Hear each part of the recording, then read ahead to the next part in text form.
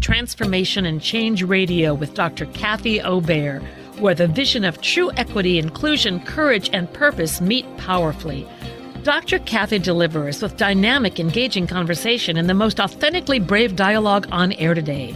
This hit show will challenge you to explore current issues of diversity, equity, and inclusion, and deepen your capacity to choose courage to speak up to greater inclusion in everything you do. Fasten your seatbelts and accelerate your effectiveness to become a powerful change agent in your life, community, job, and society. Imagine true equity and inclusion and get the tools to really manifest your vision. No frills, no fluff, just really powerful, good stuff. Transformation and Change Radio starts now. We are so excited here at Transformation Change Radio. Dr. Becky Martinez, I'm Dr. Kathy Obear. I don't know if this is number 7 or 8, but each one we've gone deeper, broader, after 3 years of working at dismantling racism and whiteness to really be here focusing now on classism, what it is, dismantling it. We could not be more excited. Evangeline Weiss here from Beyond Conflict. We are so excited you're here. Woo-hoo. We both have known you for years in different ways, and yet we were both saying that we haven't seen you for a while, so can't wait to see who you are now. And as I looked at your bio, because I knew you from the National Gay and Lesbian Task Force, which we used to call it that, and now I think it's just called Task Force often. You had with Reverend Dr. Jamie Washington and his group had us come in and do some anti-racism work. And that's one way I knew you, through the Social Justice Training Institute. I believe you're an alum and had a whole bunch of people from the task force come. What I didn't know is how much, and I love this, social change designer. You're listening. I just love that frame. Community building, organizational development, your decades of that work. I didn't know you were at Duke University, or I forgot, doing equity inclusion work out of the center there for Office of Institutional Equity. Then leadership program director at the task force for years, really helping that organization partner with others to be truly equitable in the full breadth of differences, but particularly racial justice. So I have to say, I couldn't be more excited. The line you have in your bio, I love sustaining leaders on a path towards purpose and impact. I have a feeling that's something the three of us and many of the listeners share. And so to have you here, thank you so much, to talk about dynamics of class and classism, which Becky and I believe have far too little attention over the centuries, much less today. Yeah, so I'm excited to have you here. As we were brainstorming, folks, you came to mind as I think about your work around social justice at the high level. But also around race and racism, especially as we worked together for years. And like we got to play and we got to learn and were challenged in many ways that I'm glad that we've passed through those moments. And growing, creating change from like 300 people to over 1,000 people in some years. And then just learning more about your story. Both through a race lens, but also through a gender lens and a sexuality lens and a class lens. So I'm excited, as you said before we got on, I saw you feeling your chest, right? And the anxiousness that can come and the joy that can come and excitement from this thing that we call class, and are part of it every day, and it's part of us, and yet we don't name it. Yeah, and so I know you enough to know how your body's like, whoo, even that. Yes. So I want to start out by we want to again thank you, and as we start out almost every interview or every conversation, is tell us a little bit about your class story. Thank you. It is so great to be here. It's wonderful to see you both, and I love this question. It's become really a center, thinking about class has become a more centered question in the last few years for me as I do racial justice work with white people. And my class story is probably not that unusual. I grew up in Westchester County, north of New York City, upper middle class family, Jewish, progressive family that really saw their activism as writing checks to the NAACP and the ACLU. So very like philanthropy minded in terms of a class analysis, but very distanced. And we used to drive into the city to my aunt's apartment in the West Village and have that experience of like driving through the Bronx and my mom being like, okay, girls, make sure your doors are locked. And that experience of like not really understanding that like, okay, now we're moving through Black and brown space and somehow I can pick up on my mom's anxiety. So like some early messages about us being different, but also, or the spaces that we moved through were different, around safety, around who we should be concerned about, but also really recognizing that my parents cared about people who were of a different class, poor people, working class people, but that care was expressed really at a distance. And I'm 55, so Richard Nixon got elected when I was a little kid, and my parents decided that they wanted to leave the country. They had a lot of wealth. They had each inherited a lot of wealth, and they ran a travel agency in Westchester. And when Nixon got elected, my parents decided to move to the south of France. So for 10 years, I lived in a Roman, like walled village in the south of France where there were no cars, and it was cobblestones and centuries old buildings. We moved there with my grandmother, and I grew up speaking French, and my sister and I would run around in Valbonne, and we were like les Américaines, you know, the little American girls. And really, my understanding of class there kind of, as a child, I have language now to describe it. As a child, I don't think I had any kind of analysis. I just knew that we moved in spaces that were very fancy, where I had to wear fancy clothes, and I had to learn, like, there were lots of forks and lots of knives, and there was a lot going on the table. And then I also moved through spaces that were, you know, running through bamboo forests and holy pants and, you know, being kind of a wild child, and didn't have much of an analysis of like the private school that I went to or the things about that experience that were different. Meanwhile, in grown-up land, my father lost his job and my parents struggled to stay in France. And so when I was 13 years old, we moved back to the United States. And that's when I went from, I think, being an upper middle class person to just a middle class person. Both of my parents worked. My mother did not work in France. She was taking care of her mother, my grandmother, who lived with us. And when we moved back to the United States, we moved to Westchester County. And I went to public high school there. And I don't remember much about that in terms of having an analysis, other than my parents talking a lot about credit cards and money and budgeting. And I remember like lots of tension around like trips to the mall and like, what could we afford? How many pairs of pants could we afford? So things had changed. But I think looking back, I have a greater understanding of that. At the time, it was very mysterious. And then obviously fast forward, getting educated, going off to college. My parents took out a loan and I took out a loan to go to undergraduate. And I went to a super fancy liberal arts college that I loved and that loved me, and really got to meet people who were way wealthier than me, as well as people who had grown up with much less than me. And so I think it was in college that I started to really understand both like the experience of class, but also begin to have like, what is Marxism? What is socialism? How do capitalism and democracy work together? How do they not work together? And so intellectually and academically started to learn more. And then again, keeping fast forwarding, getting my first jobs as a professional person in New York City, working on HIV and AIDS at both the New York City Department of Health and then Gay Men's Health Crisis. A lot of that early professional work that I did in human services was just a really deep dive into class dynamics. I mean, race was in it, sexuality was in it, but you know, I was doing a training through the Department of Health for people who wanted to get third-party reimbursed for pre and post HIV test counseling. And so we were training 911 operators and social workers and nurses and doctors and psychiatrists and the people who worked on the AIDS hotline. And it became really clear to me that the the horror of the AIDS epidemic so completely manifesting through a society that cares more about profit than cares about people.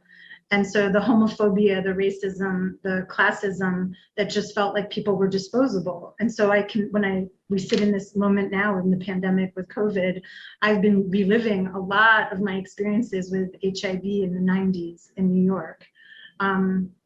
So, I mean, I've started now, I'm just gonna end, I don't know how much I want to keep going, but like the place I've landed now in doing white people work, a lot of white people work in my racial justice work is really helping white people to understand how much our understanding of whiteness and race is about our class experience. Like, I know that my white person experience is really different than so many other white people's experience. I mean, I had a foreign country, I had parents who valued being multilingual, I went to a private liberal arts college, like I was not crippled with debt when I got out. Like, there's just so much about being white that is particular to my story and other upper middle class and middle class people. And I know there are working class and poor white people who came into their whiteness through really different stories and really different experiences. And I want white people to understand that we have to claim our class story in order to be better allies and in order to be more effective in racial justice space. So I've been doing a lot more of that work in the last 5 years, and I'm sure we'll get into it. We'll talk more about it, but that's a little bit of what I can remember of my class story right now. Mm. Oh my gosh, we could do episodes and episodes. I want to be like, oh, so talk to me about this and talk to me about that. And I guess we will save some of that for another time and then some of that for now.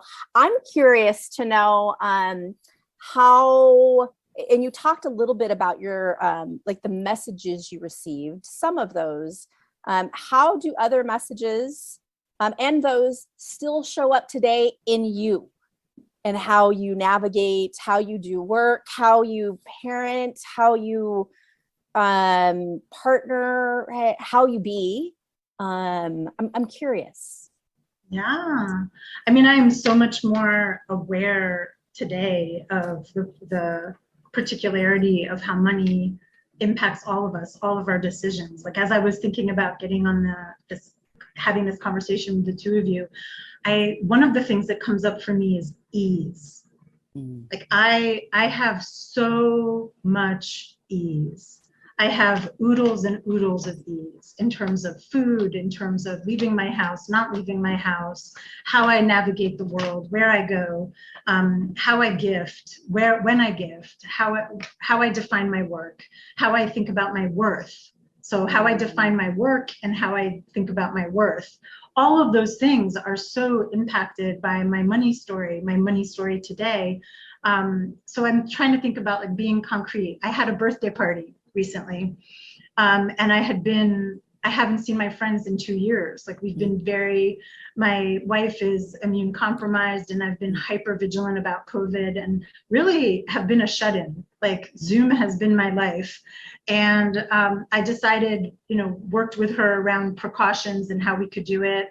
And we invited about 15 of my friends to come hang out in the backyard. This is a couple weeks ago. And I have friends who span all kinds of diversity, race, gender, sexuality, class.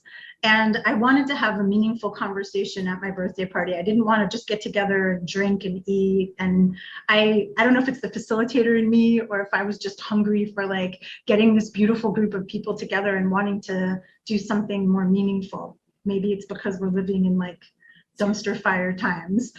And so I came up with this idea, and I want to walk it through with you because I think it's totally it's such a great story for like my money, like my inner dialogue around money. I decided that I'm turning 55, and I just woke up one day and I literally was like, I want to give everybody at the party $55. And I want us to have a conversation about what we care about and where we think our money can make a difference. And so like I facilitated this thing, I called it Game 55. And I went through this whole manifestation in my head of like, I didn't want people who didn't have $55 to feel pressure. So I was like, the only way to do this is to just fund it. So I'm going to put the money on the table. And then anybody that wants to match me or meet me is welcome to put their own $55 on the table. But I wanted us to start from like, I wanted to remove the anxiety for people who might not want to play.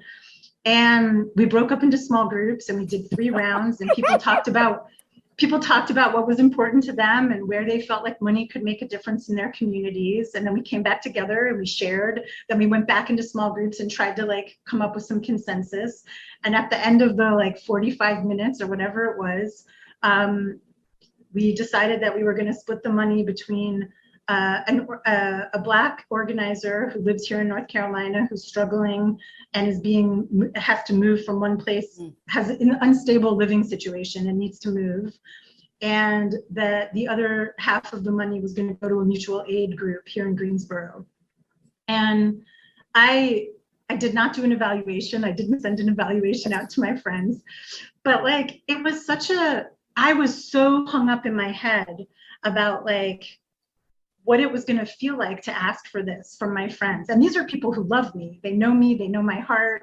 And I still felt like this was a big deal to ask people to talk about money and where they would put it. And I did provoke the group to say, like, if it was your $55, you know, like, how much is this different because it's someone else's money that we're talking about? And I don't know, I'm not sure this is kind of getting at your question, but it's like, I'm very aware, you know, 15 times 55, like, that's what I wanted to do, to have this experience with my friends. And I don't know, I mean, about half the group matched us. And I know that the Black woman organizer who received her half of the money, you know, was incredibly grateful for that. But she was like, what do I say? What do I do? And I was like, it's totally okay. You don't need to say or do anything. This is like to make your life, to give you more ease in your life. Like, I want to transfer ease from my community to your community.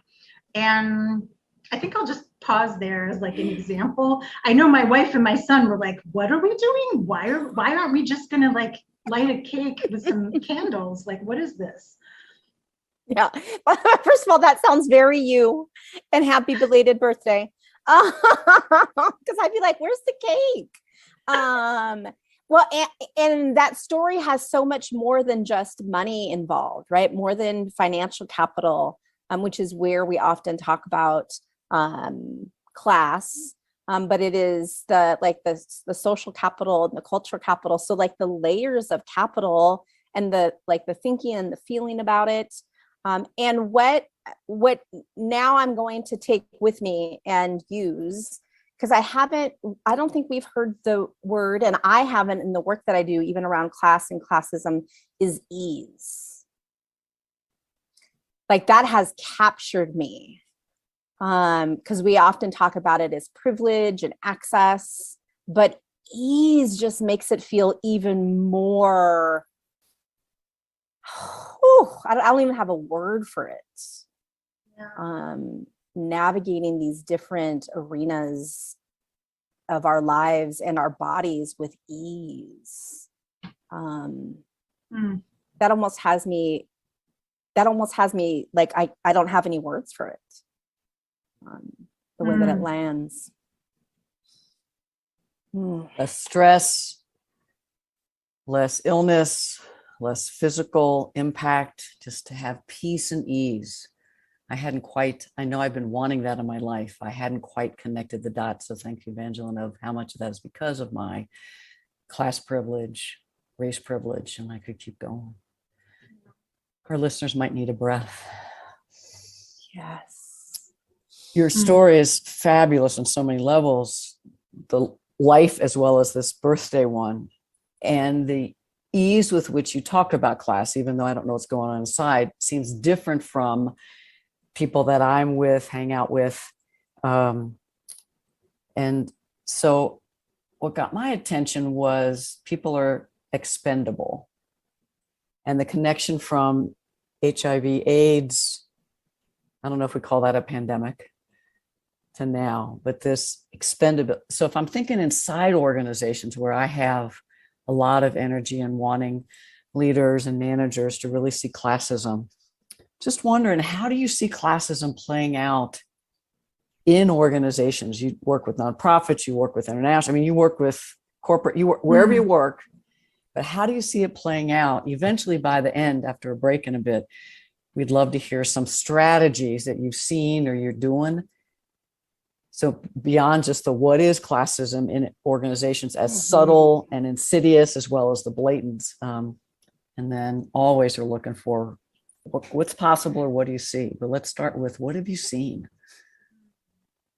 Well, there's definitely a way in which white supremacy culture and classism are so intricately woven together.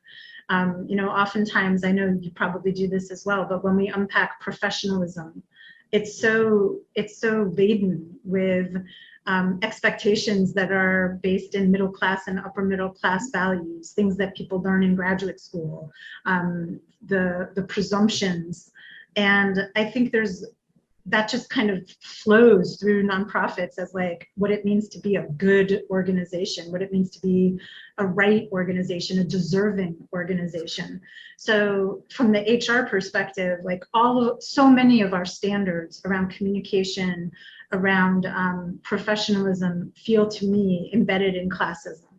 And I think it's really challenging to kind of put the mirror up to an organization and say, like, well, what would it be like if it was totally okay for people to use emojis in their emails?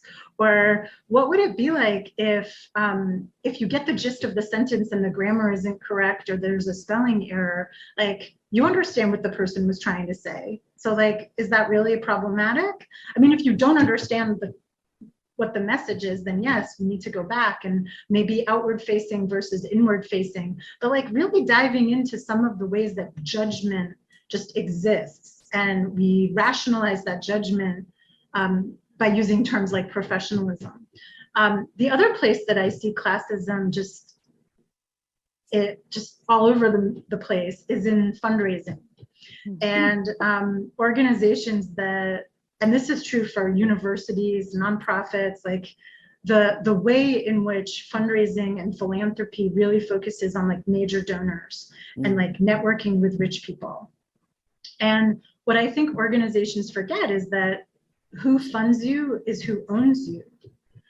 And if the people that you're accountable to that own you are rich people, your major donors, and the institutional givers that are supporting you, then how are you accountable to the poor people? How are you accountable to stakeholders who are not major donors? And when I work with organizations and I try to help them develop a stellar grassroots fundraising strategy, there is so much class work that has to happen for people to believe in it. I mean, even when Obama ran for president and did the $5, $20 gifts, and political fundraising changed so much, that there was so much energy in the country around that, right? That he could see all these stakeholders representing a broader class spectrum. And so I've really been working to like help organizations recognize the classism embedded in their fundraising. And what are some of those strategies? Right. And so like, what are some of the ways in which you have organizations engage in class differently, or maybe it's not even engage, like recognize, like, yeah, talk a little bit about that. Absolutely. I mean, getting a board together or a staff together to tell their money stories. So the money story activity, and having people recognize their relationship to money and some of the assumptions that they're making about who has money and who doesn't. Because I'm sure you know that when you look at the research, working class and poor people, if you look at what they're giving in terms of, if you broaden giving out beyond money, there's way more generosity. So it's a really interesting moment to confront as an organization that you're basically saying there's this whole subset of stakeholders that you're going to turn your back on. And people, of course, don't want to do that. They want to see themselves as serving their whole community. So then really strategizing with like, well, what would it feel like to have a $5 campaign? And what if you had 2,000 people join your $5 campaign? And how much effort would that take? And then you have 2,000 people on your list, 2,000 more people who care about your mission, who know what you're up to. So I think it's requires some training. And then I think it also goes with the story of like people who want to diversify their board, right? So that's kind of how I backed into this conversation, was that I had a lot of conversations with white board members who were like, well, we want to diversify the board, but we need people to be able to make the give get. And then I would say, okay, well, do you really? Yeah. And like, how can we talk about what it means to bring up, like, what is the value of this perspective? They may not be able to make a $5,000 gift, but they can open up a world of education and experience and perspective to this board that no one else here can do. So how do you put a price tag on that? Yeah, that is a great suggestion. And I'm going to incorporate some of those suggestions. We're going to go on break.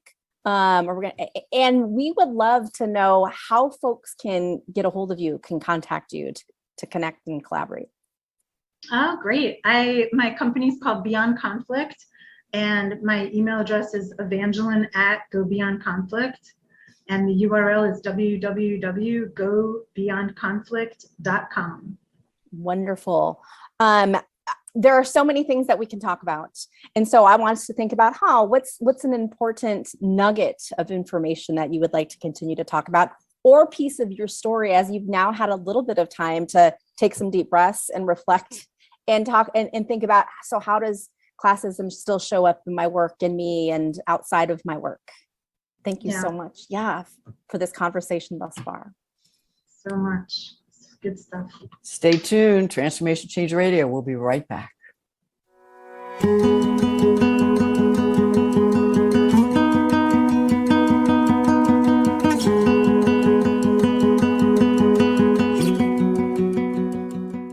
You're driven, and it totally shows. Your career is taking off, you're killing it in the mom game. But did your health needs make it on the plate this week?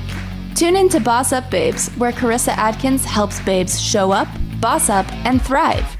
Every second and fourth Tuesday at 12:30 p.m. Pacific on TransformationTalkRadio.com.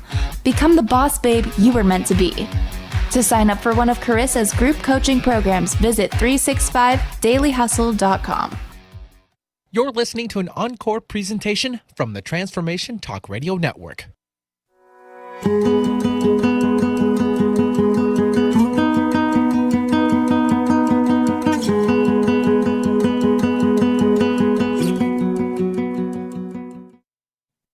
Wonderful. Welcome back. We are still in this deep conversation with Evangeline. And during break, we had so many possibilities to talk about. And I think one of the gifts that Evangeline has is to be able to share story with then strategy, right? Even though it may feel heavy, right, and feel challenging, I think that is a gift you have. So let's continue this conversation as we think about that learning through a lens of class and it being individually experienced and how we can shift organizations. Yeah, thank you so much. I've been thinking about how so much of organizational culture wants to silence a conversation about money. And there are actually organizations where in their personnel manuals, it's forbidden for people to share how much they make and for them to talk about their salary. And it's something that I've encountered. I've been in many of the organizations I've worked in have been union shops. So the labor movement is a place where this conversation is happening. The conversations about money, compensation, class are alive. But as we know, unions are also really struggling because there's a lot of momentum and organizing to shut them down. I worked at an organization for a while where we had a labor union and we were trying to, it was when COVID started, we were trying to figure out if there was going to need to be layoffs and how to make decisions about what we were going to do as an organization because of the pandemic and the stress on the organization. And the the union members came up with a plan that if all of the employees in the organization took the same salary for 2 years, we wouldn't have to lay anybody off. Wow. We like did the math. That went over really well, didn't it? Yeah, it was so painful. It was so painful. And the organization chose the layoffs, right? Chose for the people who were earning more to maintain their wealth, maintain their income, and to ask people to leave. And the people who were asked to leave were overwhelmingly lower paid people. There were 1 or 2 people in manager roles who'd left, but 5 or 6 people at lower levels left. And in the lead up to this, I will never forget the meeting where we were going to talk about how much we made, and we had never shared that information with each other. And we created a spreadsheet, and we put everybody's name on the spreadsheet, and we invited people to claim what their salary was. Wow. And it was incredibly powerful and anxiety producing. And there were a lot of feelings about it, and we had some really hard conversations about it.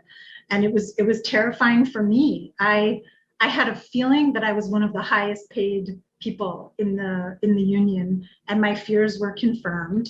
And so as a white person, as an older person, as a cis person, as a person who grew up upper middle class, I was loaded up with shame. And I think there's so much work to be done. We have to do our own work to be able to have these hard conversations. On the one hand, I had nothing to be ashamed of. Like, I advocated for my salary. I was in that system. I was doing hard work. I think my salary was fair. And I was embarrassed and scared of how my colleagues were going to perceive me, who were making less than me. So I think that one of the strategies that organizations can use is to be courageous and to have really open and honest conversations about salary. And I think that's revolutionary in nonprofit culture. And I guess my question for boards and for leadership teams is what is threatening about it, right? Because we all know that on the 990 forms, the tax forms, the top earners in the organization get named. So somehow, if you think about that through a class analysis, the people who make the most, we're going to name who they are, right? But then what about the rest of the organization, the people who are making less? What suddenly changes? And are we just reinforcing this idea that if you earn less, that you're not as worthy? And like, what does it mean to set some bans? What does it mean to say no one that works here is going to earn less than this amount, right? If you're embarrassed as an organization to state how much someone earns, then maybe you should be looking at like what you're paying people.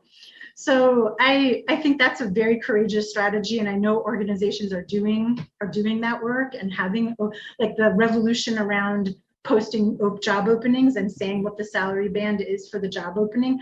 And there's been so much advocacy on the part of poor people and working class people to say, I'm not applying for the job if I don't know. Like, I think that's an example of advocacy that the margin has done to say to the mainstream, hey, you better accommodate us and tell us what's going on here.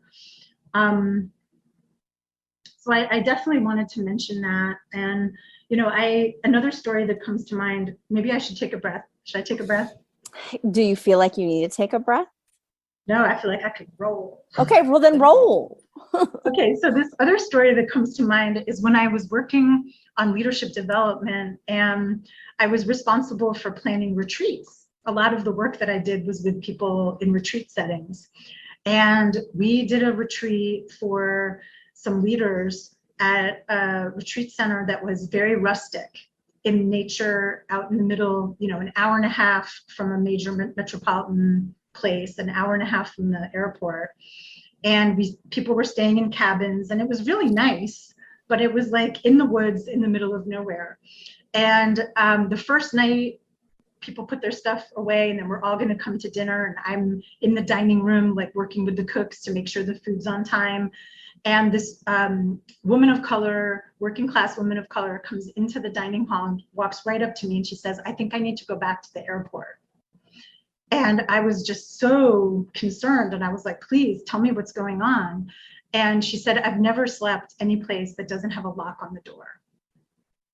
And I don't think I can stay here.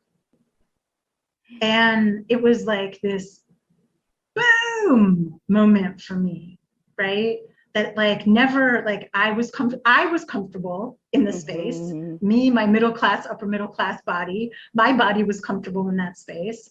And it didn't occur to me to like pan for class. It didn't occur to me to like think about what's it going to be like to be a working class person who's lived in with a lock on their door in different kinds of spaces, right? Rural or urban. And I had to really work with her. And it turned out that in the main house where the dining room was and where the kitchen was, there was a room that had a lock on the door. And so we had her we helped her move her stuff over there and we accommodated her. But boy, did that changed my checklist. That changed my checklist for space. And it was a real awareness of like the ways in which I am loaded up with that ease to the point where I'm not thinking about what is it like for people who have less ease and what are some of the needs and the comfort and the safety concerns that people might have that I'm not tracking. And that's because of my class. Like I was on my journey learning and now I know. Now I know a little bit more, right? Wow.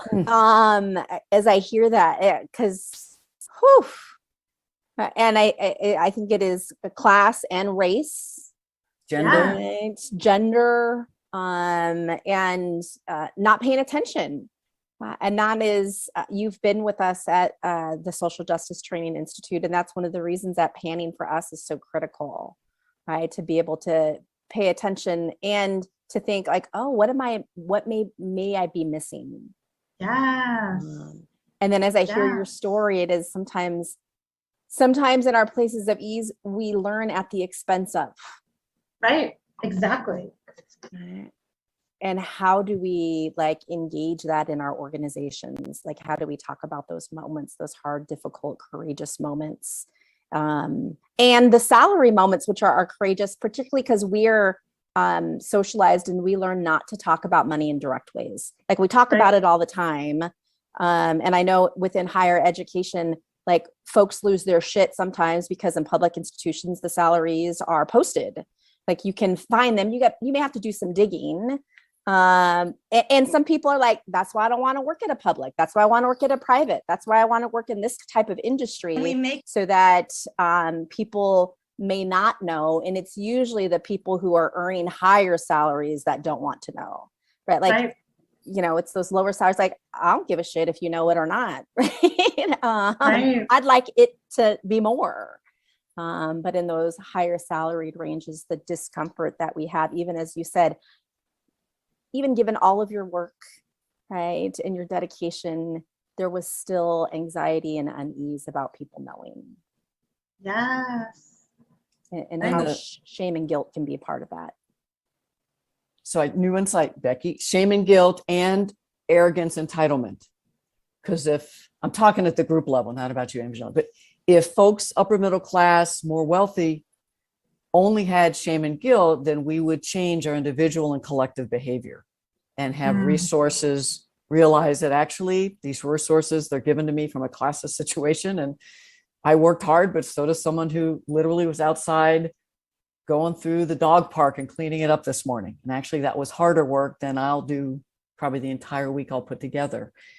The other thing that got me with your story, and there's so many, but one was that, and I relate to this, I made decisions for other people. So I've planned leadership retreats, and to even ask that question for folks listening, to say it again, of having everybody say, this is the places we're thinking of going.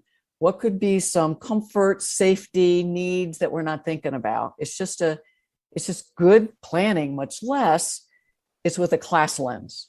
And in this case, race, gender, and others. The other thing it ties for me is, and you said it early, you said, I know my worth. when I hear that from my class growing up, my worth is how much money I make. And so I wonder how much this ties back to folks who are making six figures and above, because I don't know if that's the cutoff, 80,000 and above, depending maybe where you live. They're like, oh no, I worked hard, I earned this, I deserve it.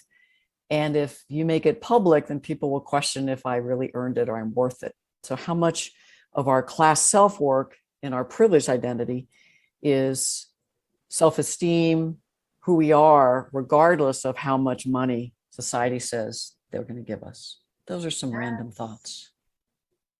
Yes, it's the silence around money is really deafening.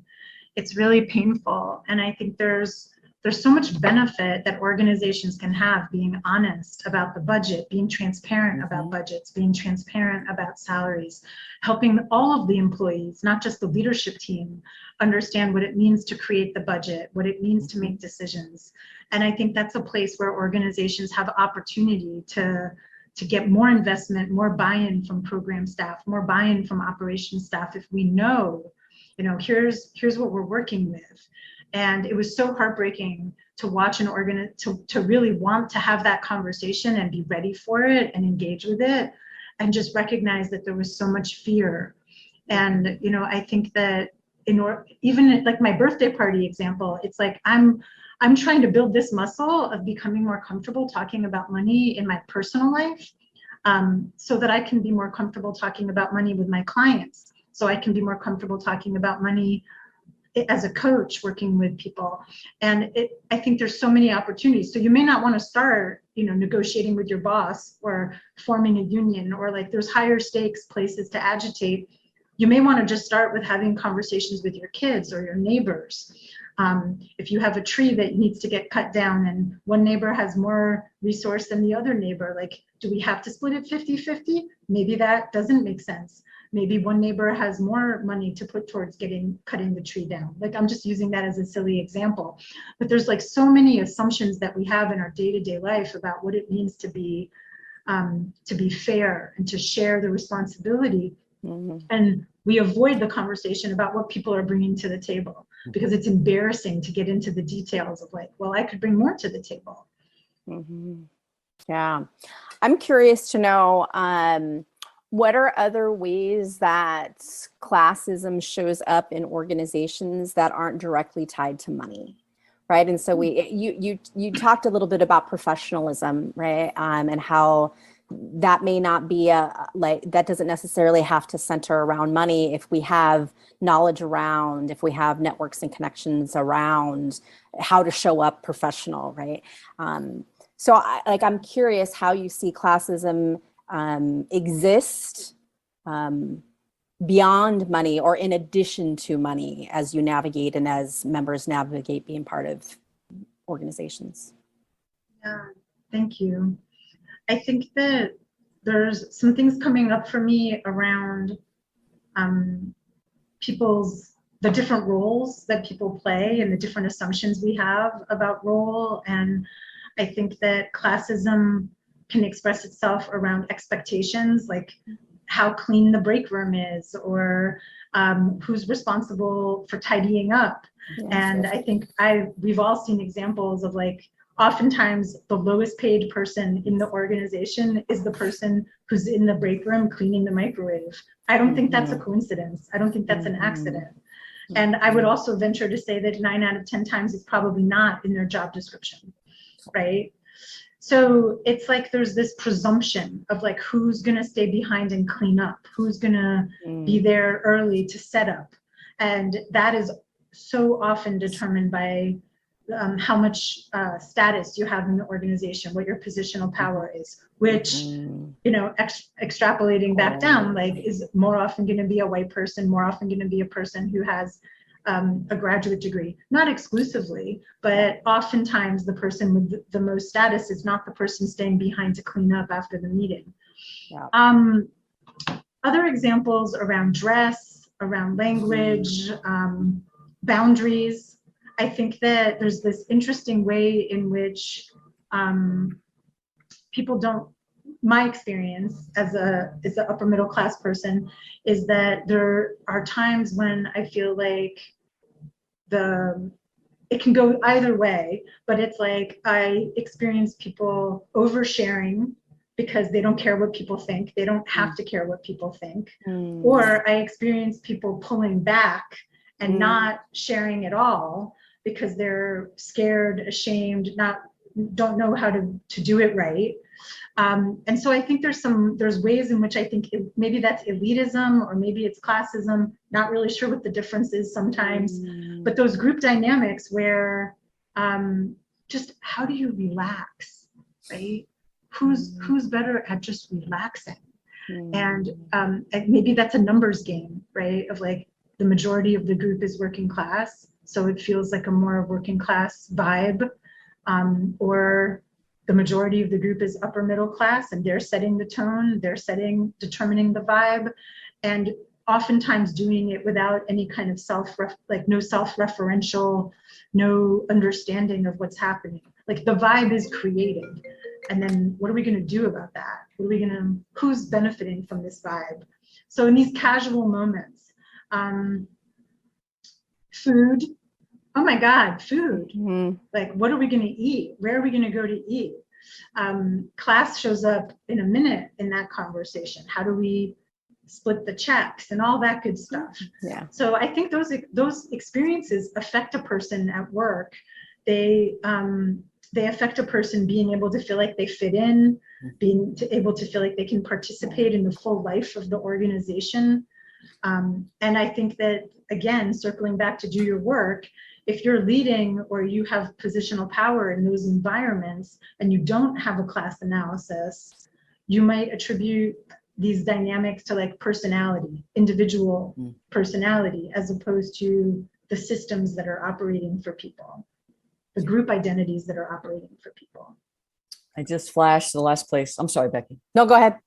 Last place I worked inside, never occurred to me invite the administrative assistant out to social hour. Invited peers who were the leadership team as well as graduate students because we were in a residence hall. Never occurred to me. And then how many times in meetings are folks in different roles, status roles, invited to meetings? Even the word invited, are they a regular part of meetings with 2 and 3 layers of quote managers, but not asked to take the notes? They're there to provide insight because they're the implementers of decisions. So can they be involved in decisions and not just told about them? So many ways. Yeah, so many ways. And I thank you for the, some people would name them small examples. And yet they're not. Like, there's such big examples and so blatant. And I think one of the nuances also is what folks, so people may have positional titles and may have particular salaries that are 6 figures plus, or as Kathy says, that 80,000, whatever may be higher for your area of living. But what I often find is the nuance of your class of origin too. And so there could be like the VP, who earns and has the title and the money and that is in the room and that gets the authority and is looked for the knowledge, also could be the one at the end cleaning up the coffee, right? Like cleaning up the coffee mugs that people just left there. And then some people notice that, like, well, why are you doing this? Right. And there is this like tug around, can I and should I? And there would be no other option. Like, you all aren't cleaning up after yourself. So of course I'm going to do that because that is what I knew and what I see. And how do we really in organizations talk about those dynamics? Not just the dynamic of the current class, but that class of origin that may find that tug, and of the expectations or of the language or of the dress, because it's like complex and it's messy and it's delightful. You're talking, Becky, I flashed, it was probably going to be folk of color or white women who stayed after. And the cost to them for their other colleagues who were not, then judging. So the thought of, can you imagine if senior leaders said, we're going to stay an extra 5-10 minutes, plan it in your schedule. We're going to be cleaning up, all of us. And if people want to stay after and talk with us, then we're accessible as well. Maybe make it 15 minutes. So these small shifts and changes can tell very big messages of, but only if that's not performative and a checkbox, that some of these other more strategic, how we do hiring, onboarding, salary negotiation that some other folks have talked about on the radio show. We just have a few minutes left. Evangeline, is anything you haven't said, any story that you, in a couple minutes, that what you're working on or what you've been thinking and musing about, or just anything else that you want to leave listeners with? Yeah, thank you. In Finding Freedom, which is a workshop for white women and genderqueer people, we really have centered class as a main conversation in doing our work. And I think that it's been a really powerful experience for me to have class-alike breakout rooms during the workshops, having people identify the assumptions and some of the myths and some of the hurts that exist for people, and doing some really courageous work, asking poor and working class people what they need from the group, helping upper middle class and middle class people recognize how easy it is for us to take up space and make assumptions about what is right. And I think that carrying that over into organizations, really, it does take courage, because if we want to lift up the needs and the perspectives of poor and working class people, then that presumes that we can talk about who grew up poor and working class, and understand that, similar to racial justice work, we don't want to put the burden on those folks to tell us what to do. And we also need to understand more how class is operating, and having those facilitated conversations and bringing those voices in, and recognizing the gift that comes from having the perspective of a person who's grew up with a different class background. That has just been really meaningful to me, and being called in on my class background and how that's operating, being in a community where we can have real talk about that. So I really encourage listeners, I encourage all of us to find places where we can talk about not only our current class background, but, like you're saying, Becky, talk about how we were impacted by our growing up and the messages that we got. That sounds like a lovely series.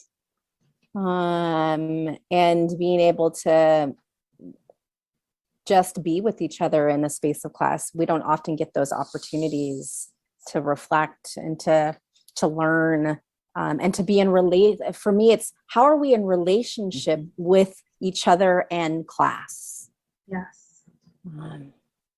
That is delightful.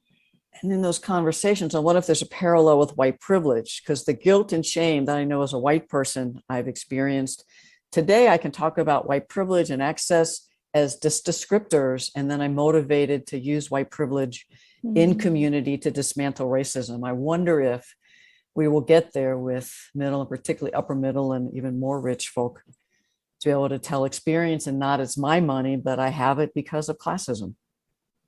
And so how can I use class privilege? How can I use resources in ways transparently, collectively? Can you imagine? Yeah. Wonderful. Thank you so much for your wisdom and your sharing and your connection and your teaching. All of those pieces so critical for us to engage in. We'd like you to, again, maybe close us out by one nugget that you would have, and then how folks can connect with you. Well, people can connect with me through www.gobeyondconflict.com. And a nugget I have is that speaking as an upper middle class person, a person who was raised upper middle class, the silence for me created more anxiety than the conversations. And what I have discovered through the conversations is that my anxiety level around being in multi-class situations, my anxiety has gone down. So I think it's a little like I've been thinking about the parallel to Resmaa Menakem's dirty pain, clean pain, like the dirty pain of not talking about money versus the clean pain of doing the hard work of talking about it. And I just really, specifically to people who are listening who grew up upper middle class and haven't found a place to talk about it, that it's a really instrumental way to get in your journey, to do your personal work, so that you can feel less anxiety around being in spaces that have people from lots of different class backgrounds. Thank you. Thank- Thank you. Thank you. It's been so great reconnecting. I so appreciate it. Yes, us too. This was a gift. So thank you for investing to create change. That is really important for us in this work. Thank you, listeners, for being a part of this. Again, between now and the next one, pay attention to class. Think about how it shows up. Think about your story and the ways that, in the small ways that may be big ways, in the ways it shows up in your life. Thank you so much. Transformational Change. We'll see you next time.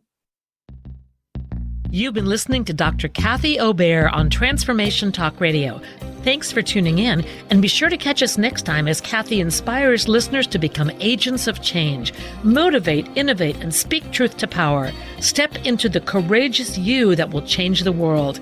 Connect to life-changing conversations to extend your reach. For more information on Kathy and her work, please visit drkathyobear.com. That's drkathyobear.com.